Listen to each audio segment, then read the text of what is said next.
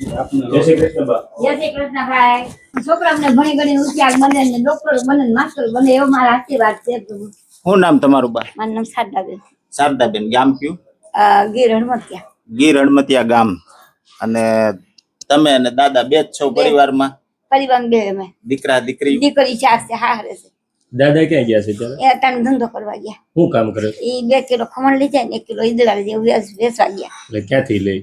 અમારે આવી જાય એક તો શેઠ છે ને ત્યાંથી આવે લઈ જાય અમને. ત્યાંથી લઈને પછી વેચે? વેચે. હા શેરી વેચવા જાય? હા શેરીએ વેચે છે. ઈ શક્તિ જઈને ને બધે હોય રેકડી લઈને. હા એમાં કેટલી આવક થતી છે? 100 રૂપિયા થાય. 100 રૂપિયા આવક છે અમારે. 100 રૂપિયા ઘર પૂરું પડે? ન પડે ને એટલે તો આ બધું આ લેવું પડે ભાઈ. એટલે નકર તો શું કામ હવે આપણે હાલતું હોય તો શું જોઈએ ભાઈ. હવે આ દાદા અને બા બે વૈષ્ણવ છે, મરજાદી ધર્મ પાળે છે અને કોઈના ઘરનું ખાતા નથી પીતા નથી એવું છે.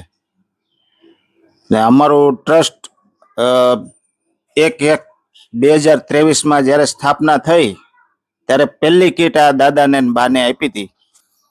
એટલે બાને ને દાદાને આજ સ્પેશિયલી અમે ત્રણેય પ્રમુખ મુલાકાત કરવા આવ્યા છીએ કે અમારું આ ટ્રસ્ટ તમને કેવું સેવા લાગી? બહુ આનંદ. સેવા કેવી લાગી અમારી તમને? આ ક્લાસ લાગી. તમે ટાઈમે આવી જાવ છો. અને અવારનવાર અમારી કીટ આવે છે ને? આવે જ છે હો ભાઈ. અમારી આ જે કીટ તમને આપી છે એ એટલામાં તમારું મહિનાનું 2 મહિનાનું પૂરું પડી રહેશે? હા પડી જાય છે અમારે. અને ઘટે એવું લાગે ને તમને એટલે બેફિકર અમને ફોન કરજો, કારણ કે આ 585 જે સભ્યો છે ને એ તમારા દીકરા છે. ભલે તમારા દીકરા આમ નથી પણ બધા અમે તમારા બધાના દીકરા છીએ. એટલે જરૂર પડે એટલે તરત બેફિકર અમને ફોન કરી દેવાનો.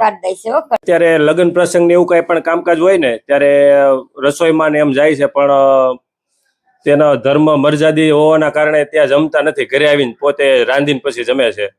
એટલે આવા પરિવાર જેવા કોઈ હોય તો તમે અમારાથી એવું નથી કહેતા કે ભાઈ અમારા ટ્રસ્ટને જ મદદ કરો. તમારથી બનતી કોશિશ પ્રમાણે તમે જાતે જાગૃત થાવ અને બધાની મદદ કરો.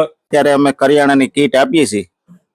તો જે તમને યોગ્ય લાગે અમારું સેવા તો અમારા ટ્રસ્ટનો સંપર્ક કરજો. અમારા ડિસ્પ્લે ઉપર અમારા નંબર છે. અને એવું નથી આ કરિયાણાની કીટ જ ખાલી અને રોકડા રૂપિયાથી સહાય કરવી એવું કાંઈ નથી. ટ્રસ્ટમાં જોડાવવું હોય તોય તમારી ઈચ્છા, અને રોકડથી સહાય કરવી હોય તોય તમારી ઈચ્છા. અને વિના મૂલ્યે અમારા ટ્રસ્ટ ધૂન મંડળ કરે છે. તમારે કોઈ પુણ્યતિથિ હોય, કોઈ બર્થડે હોય, કોઈ પણ સારો પ્રસંગ હોય, નરહો પ્રસંગ હોય તો વિના મૂલ્યે અમારી ધૂન પણ હાલે છે.